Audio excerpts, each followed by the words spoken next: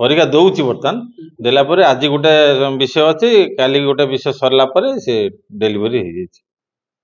मालकानगिरी जिला परे एबे जाजपुर जिल्ला रे सही समान धरणर लज्जाजनक घटना सामना को आसीछि। जाजपुर अंचलर 10म श्रेणी परीक्षा देउथबा जने छात्री एक शिशु कन्या को जन्म देइछंती। तेणु उभय नाबालिका माँ और कन्या शिशु को जाजपुर मुख्य चिकित्सालय रे भर्ती करे जाइछि।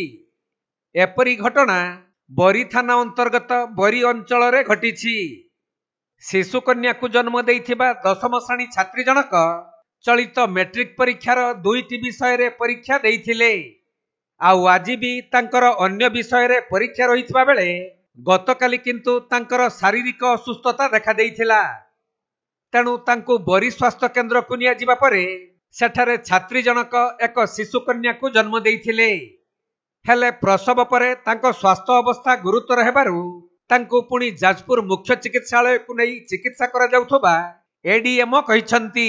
बरी मेडिकल डेलीवरी होती डेलीवरी होला पर तार जो प्रोब्लेम होता सबसे सी आम ये आसला आम ता प्रोब्लेम सल्व करदेला से छोट पिलाटी बर्तमान आम एसएनसी को पठे परीक्षा से परीक्षा देला परीक्षा दौची बर्तमान देला परे आज गोटे विषय अच्छी काली गोटे विषय सरला से डेलीवरी हो जाए।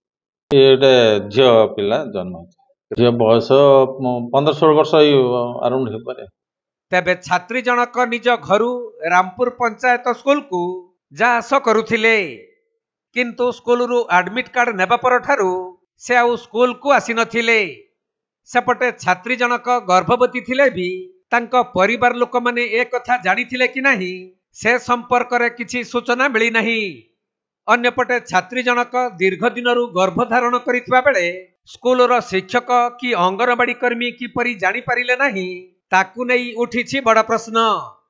तेबे मेडिकल रे छात्री जनक शिशु कन्या को प्रसव करिबा परे जिला शिशु सुरक्षा अधिकारी डाक्तरखाना रे पहुंची घटना संपर्क रे तदंत आरंभ करिसंती।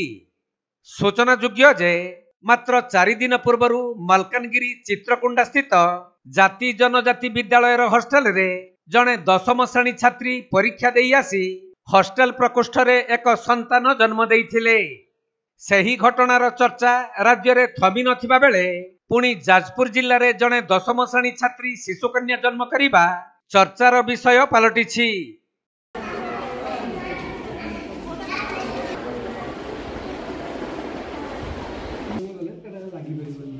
Sir mask